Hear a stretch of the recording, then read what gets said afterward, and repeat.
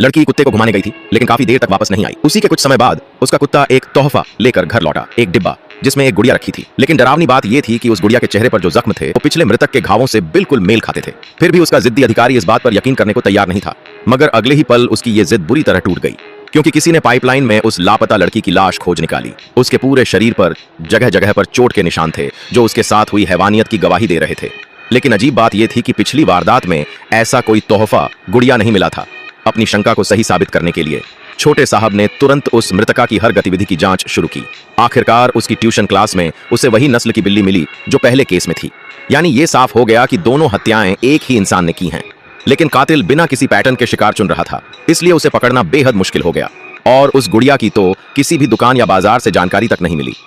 जैसे जैसे सुराग खत्म होते गए, छोटे साहब ने अपने अधिकारी को सलाह दी कि मीडिया में केस की जानकारी को पूरी तरह से छिपा लिया जाए, ताकि हत्यारे के अहंकार को चोट पहुंचे और वो खुद कोई गलती कर बैठे। कुछ ही समय बाद एक और लड़की लापता हो गई। उसकी टीचर ने बताया इतने बड़े शहर में सिर्फ इसी सुराग के सहारे हत्यारे को ढूंढना नामुमकिन था। रिक्शा तो मिला नहीं, लड़की की लाश पहले ही बरामद हो गई।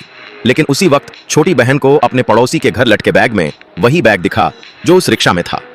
तभी कॉल के दौरान आवाज टूटती है और छोटे साहब अब उसी रिक्शा में बैठे थे, बिल्कुल बेखबर इस बात से कि यही वही रिक्शा था जिसे वो इतने दिनों से खोज रहे थे।